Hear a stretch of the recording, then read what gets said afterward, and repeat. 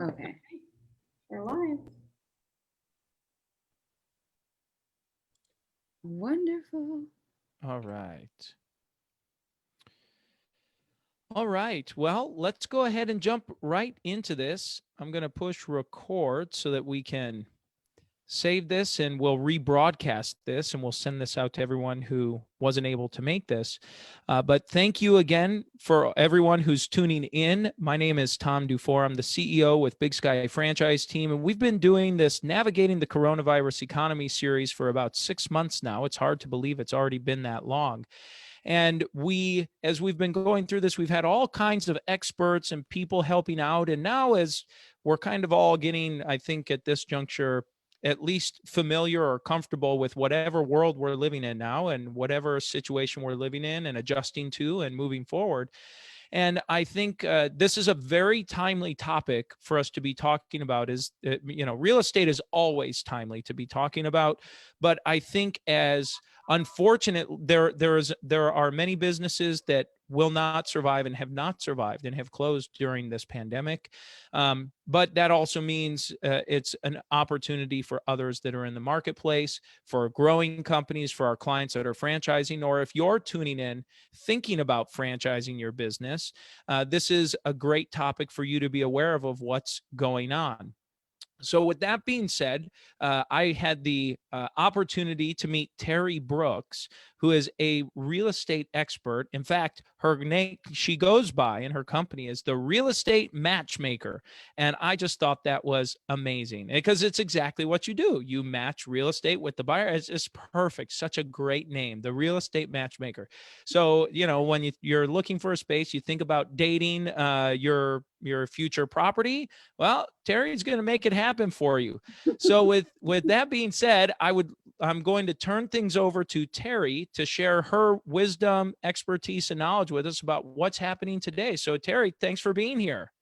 Thank you so much, Tom. That was such a great introduction. And that's exactly right. When I was thinking of, how do we, want to brand it? How do we make it make sense, especially in commercial real estate?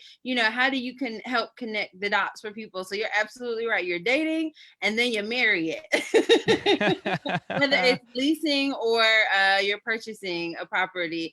So thank you so much for having me. And you're absolutely right. This is a changing world here in the commercial real estate. Every market is different, but one thing that has been consistent is small businesses continue to amaze me. Franchises continue to amaze me, the way that they're just powering through, still setting up shop. I mean, like everybody else, we saw a little bit of a downturn kind of towards that March, April, but as soon as Memorial Day rolled around, I mean, I'm busier than ever before, pre-pandemic. And a lot of folks who, were blessed enough like me to, hang in there in commercial real estate are saying the same things. Every office space is being reimagined. One of the things that my predictions, if I may, early on in the conversation, is that I think some of the malls that were kind of struggling, a great new use for them would be esports, right? Because esports Smart. That's are, brilliant. I mean, it's already a super big, it's $1 billion industry right now, and during the pandemic it's only picked up. We're human beings, so we're still going to want to gather and get together, and they already have the square footprint, to make that happen. You have your training centers. You can create maybe like a hotel space on one side, or maybe you turn some previous store space into like sleeper pods, right? Because these guys are going to be going around the clock, especially like during tournament time, particularly here in Atlanta or anywhere that has a major airport, right? Most malls are located near the major airports, near the major highways. So it's going to be really easy for people to get in and out. So that's just one of my predictions and hopes that we're going to see for, just repurposing, space, right? What do we do with 400,000 square feet? Yeah. Well, look, you heard it here first from the mouth of Terri Brooks. Yes. And I love it. That is a brilliant idea. And you're so right. And the accommodations in and around a mall, especially a big mall, it's generally there, right? There are already restaurants, and oftentimes restaurants, hotels, a lot of the supporting stuff that will complement however they reconfigure the space for esports. And that could be a year-round business. Then they could have people, they could have, I don't know much about esports, but I know that each game kind of has its own thing for different games and regions and so on. So that's a brilliant idea. I really like that a lot. Yes. Well, let's make it happen, Tom. So look, if you're in the esports business or thinking about doing something or in the malls, call Terri, right? Yes. She'll help you out here. And Tom will get you franchised across the country. That's So right. that's right. And then another prediction that I see on the kind of like the other side of things is office space. Freestanding office space is right for salon suites, or not necessarily, almost like co-working spaces for non-beauty professionals, vanity type businesses, because now they're realizing, hey, I can do my business at home, but I still need a place for people to come and have some face-to-face interaction with me, but I don't need to do all of the overhead that I was doing before. And we're seeing that particularly in the beauty world, where stylists, hairstylists, barbers, nails, estheticians, massage therapists, things like that, they're realizing I can operate in 400 square feet. My customers are still going to come, and now maybe that offers them an opportunity to have multiple locations around the city, because what they've previously spent on one 3,000 square foot, they can have 2 or 3 400 square foot spaces. So we're seeing a lot of that, just people getting creative and still finding a way to serve their customer. If you're a restaurant, feed your customer. I am loving the ghost kitchen idea, where folks are just doing like 200 square feet, maybe a little cute table in the front, and just working with delivery service partners, and looking, finding ways to add that to their business. So there's so many fun things going on right now, and certainly not everything is going to work for everyone, because for your certain demographics, they're still going to want to have, or need to have 10,000 square feet, 5,000 square feet, 100,000 square feet for some of your big box stores. So that's not really going away. I just think it's just people are just getting creative. I love it. Yeah. Well, look, I think that's part of the reason why I wanted to invite you on.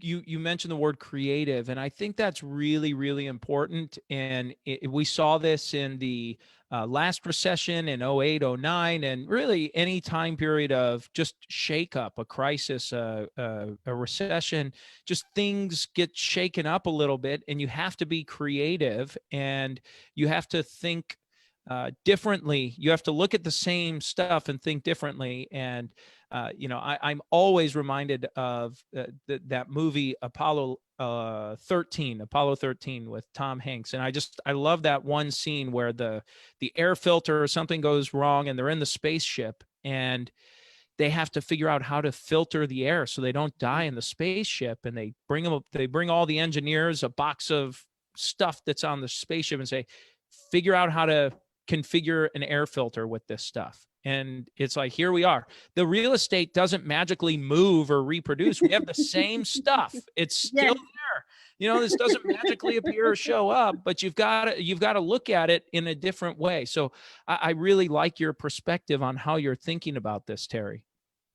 Thank you so much. And I think that's a good segue to share my screen. I prepared a couple of slides, because a part of how people are going to filter the air in real estate and learn how to survive is knowing how to select a good site going forward. What makes sense? How do you do it? Who should you work with? Those are some very big questions. So I'm just going to run through a couple slides here, and let me know once it starts. Let's see here.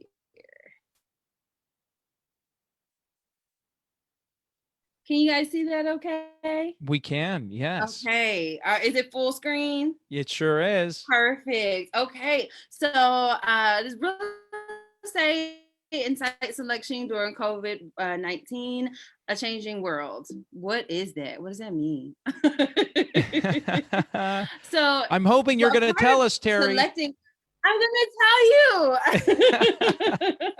So a part of, and let me minimize this here, a part of being successful when you're selecting a property is having a good tenant rep or having a good buyer's rep if you are a purchaser.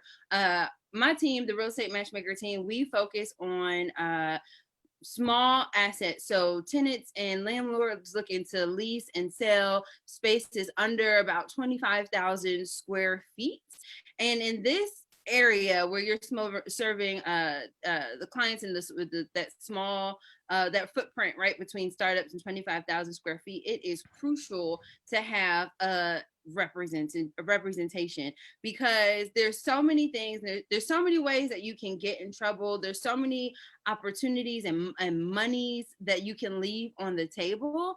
So it's important to have, because you need an advocate as a tenant, and landlords want to fill space faster. So when you're working with someone who is qualified and can help you navigate the ins and outs of your real estate transaction, it makes things go a lot faster, because you get to focus on what it is that you're good at, whether that's feeding your clients, doing hair, apparel, whatever it is that you're good at. You get to focus on that. We get to focus on the real estate and get you into successful spaces. And if you're not here in Atlanta, we are virtually everywhere, so we would be happy to help you. Another thing that's really important to keep in mind, and why it's important to have representation, is 60% of available commercial spaces are not available online. Like, can you believe that, Tom? In That's a this lot. day and age. Yeah. That is a Yeah. lot, because most of them, it may be for lease or for sale by owner. People are trying to, kind of do it themselves. A lot of them are only on very expensive databases that the average person, wouldn't pay for, wouldn't make sense for them to pay for, wouldn't have access to. We certainly do as commercial realtors. And then the other part of that is that 40% that is online are oftentimes only found on that shopping center's website, that developer's website. So you're really relying on a handful of properties that you can actually see, the layperson can actually see and have access to, which that doesn't really help you, because you want to explore all of the options. Not all properties are going to be a great fit for you. So again, stressing the importance of tenant representation or buyer representation here. So some of the things that set us apart, and anyone really who's doing tenant representation here in this market, you have to be an innovative negotiator. We're not really seeing, and I've talked to some of my peers across the country, a difference in price per square foot. We're not really seeing a break in the base rent, but what we are seeing are lots of concessions. So, landlords putting in COVID language. We've done deals as creative as, well, if the government says you're only able to operate at 35%, you only pay, 35% rent. And then it switches to percentage rent, where the additional percentage is made up out of your gross sales, right? And that's a number predetermined that you and your landlord agree to. Is like, hey, if I shut down and I'm limited capacity of operations, here's what I can give you from my gross sales, right? So it's putting in actual remedies into the lease. So you have to get really creative. Another thing, we're seeing a lot more tenant improvement allowance coming from the landlords, where they're really truly contributing to this space for great tenants who want to have 5-year leases, 10-year leases, things like that. And we're qualifying you. So before you even find a space, the real estate matchmaker team ensures that you have everything in place. We already have your financials, we have your business plan, we have anything else that would just kind of set you apart. Social media presence is really important. So as you're thinking about site selection and where you guys want to be, your social landlords are looking at that. They're looking at your Instagram to see what kind of following you have. So I always say post, right? Post your product, post your service, post your feedback you're getting from your clients, because that can help set you apart, someone you may be in competition with. So we're making sure that you're successful before we even start the negotiation process into whatever site you guys select. And then market knowledge. So we know what's happening, we know what's going on. We want to make sure that you're set not only for right now, but for 3 years down the line or 5 years down the line, that you know what's coming to your area and how you can ultimately be successful and make money, because that's what it's about. You want to make money. And then here's some of the target spaces that a lot of our clients are in: power centers, neighborhood centers, urban core centers, lifestyle centers. Those, Tom, are still very much booming. I mean, there's some spaces now here in the Atlanta market they're on the market less than 6 hours. Can you believe that? That's incredible. It's incredible. And especially in like your urban core centers. I mean, they go so fast because once you find a good center to be in, or a good neighborhood to be in, people don't leave. So you have to have someone that's good on your team that can help you, say, hey, this just came this morning, and then this is just to kind of make it palatable, because people often ask, well, what goes into site selection? What does that look like? What's the flow? So this is the flow here. First, we qualify you. Then we come into some kind of agreement, or wherever you are, whomever you work with, you'll have some type of agreement with them. As a tenant, most places you don't pay your tenant representative. Who knew? A lot of people don't know that the landlord contributes to your rep's commission. So all you have to do is just let them advocate for you. You can, again, just focus on doing the business that you're good at and let them advocate for you. Then we do a property search, and I like to start wide, because sometimes we have a vision on what something's going to look like, but now we're in a changing world. So that's different now, so what we thought something could look like, or the type of space, sometimes I think I'm a little spatially challenged. So I'm like, when I first started, I was like, what does 1,000 square feet look like? Is Walmart 1,000 square feet? Wow. So you have to optimize your search, right? So certainly we're very good at that now, but you have to get really good at it. But sometimes you want to start a little wide. I like to go maybe 10 or 20% either way, a little less, a little more than what the client is telling me, and that's as far as price, location, their demographics. And that's just because something might be the perfect fit that you didn't necessarily think would work out great for you. Like, who thought, former standalone office buildings would be great salon suite spaces, right? So just kind of breaking that vision, you have sometimes. Then the next thing we do is, throughout this, we just customer relationships. Our relationships are super important.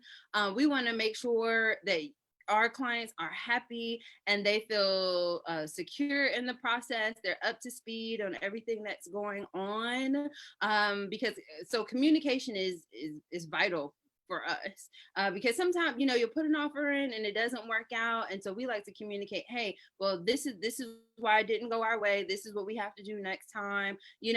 Even some clients, we have to say, hey, you're not quite ready to start selecting sites. This is what we need to do to get you ready to the finish line. So we focus on picking a date from when we ask our clients, hey, when do you want your keys?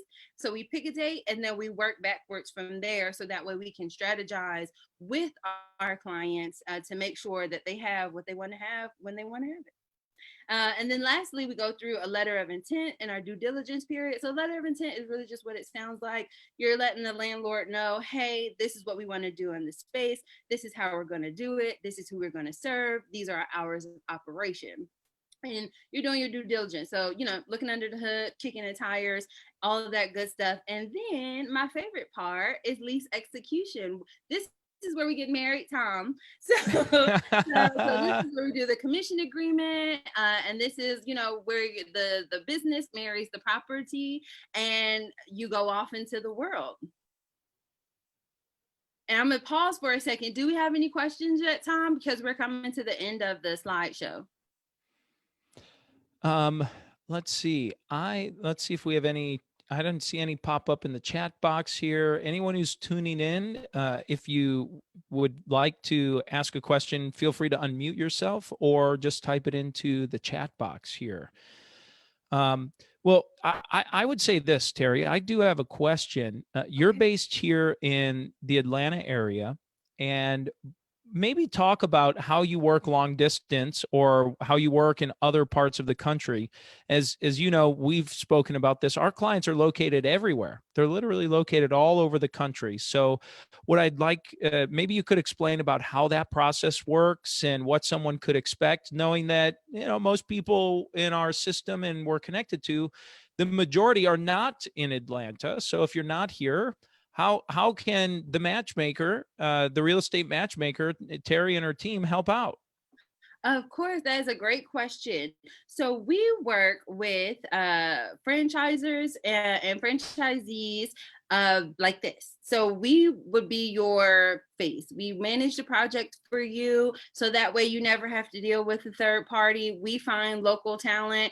If it makes sense and when it makes sense, we will come out there and work one-on-one with the local talent wherever it is that you are. So we'd work with you. You communicate your needs and your wants for us to us, and then we work with that local realtor, whether if you're in Calabasas, if you're in Chicago or New York or Texas, wherever it is, wherever you are, we would find you a great space. So if you're saying, hey, I need 5,000 square feet in downtown Houston, we go to work. You tell us your budget when you're looking to have your space. We find the local talent in that area. We will manage the project from beginning to end. We pay that third party person from through our commission, and you never have to worry about it. So you're still getting that same real estate matchmaker experience as if you were right here in Atlanta. Does that answer your question, Tom? It sure does. Thank you very much for that. I appreciate it. Yes, no problem. So this is the team here. It's myself, Basti Pichardo, and Savannah Ray. We are a bilingual Spanish-speaking commercial real estate team, and this is how you guys can get in touch with us. And I'm sure that they're going to give this presentation when we finish. So if you have any questions, please feel free to contact me. Anytime.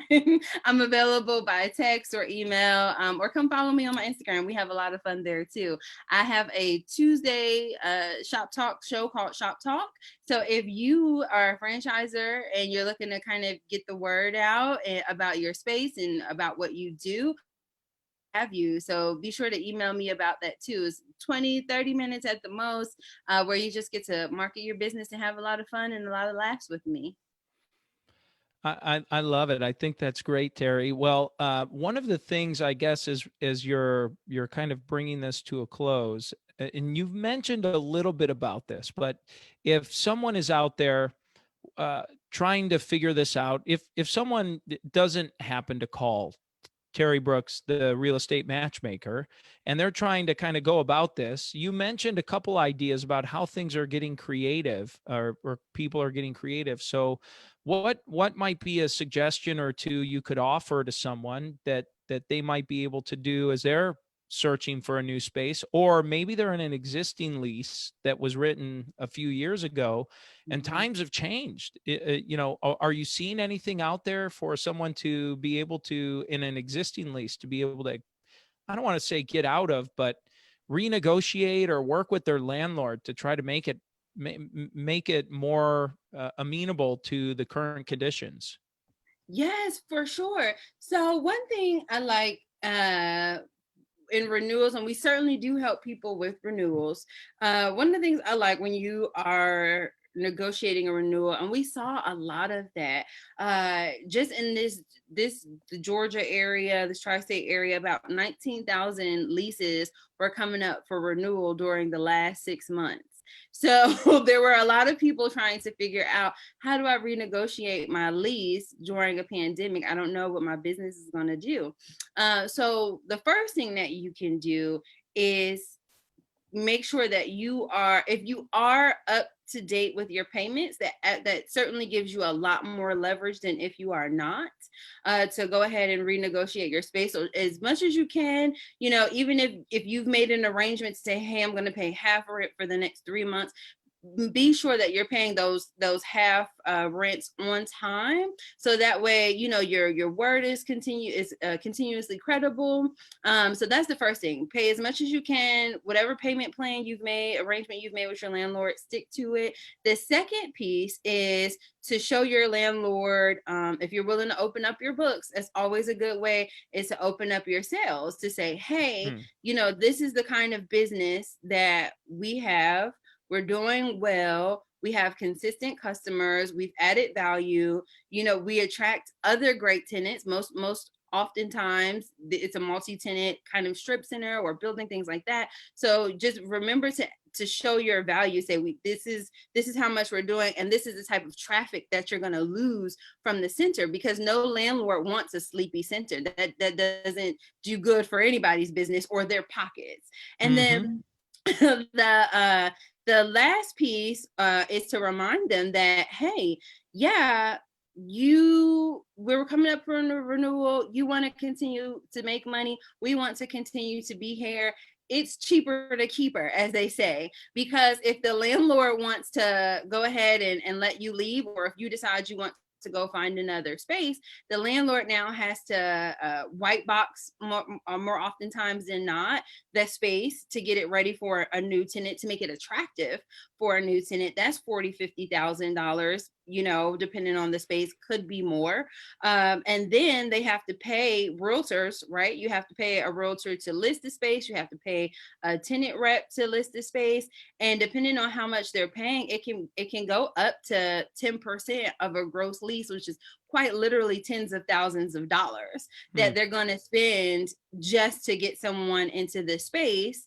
And we don't know how long that it's going to be vacant. So not only do they have to spend money to market the property and pay a representative, but they also have to pay the mortgage on that space while it sits vacant, because they didn't want to negotiate with you. So remind them that by keeping you in the space and making some concessions for you, it works out better for them also. So just, I think that's a great way to add tangible value, because sweat equity is very important too, but that bottom line is really important also. So I think once you combine, you remind them how much traffic you're bringing to the center, you're a good tenant, and it's going to save them money by keeping you in this space. That's proven to be a really successful strategy when you're going to renegotiate your lease.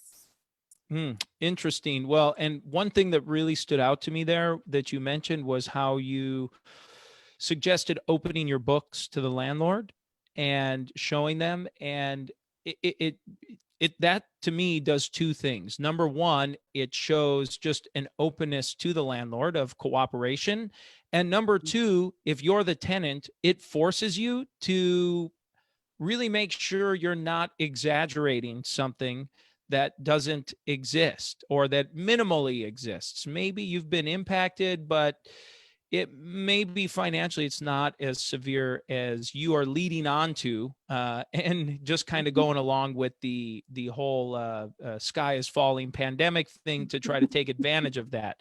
So I think that that's a really good, fair comparison as well, Terri, for people to come into this, where, look, we have many clients in this climate that are thriving right now. It's beyond surviving. They are thriving, saying, oh my goodness, we need to be as many places as we can be right now. We need to be growing. We need to be expanding. So, I think that's a great little trick that benefits both the landlord and the tenant in that situation. So that's great advice. Thank you so much. Of course. I hope it helps you guys.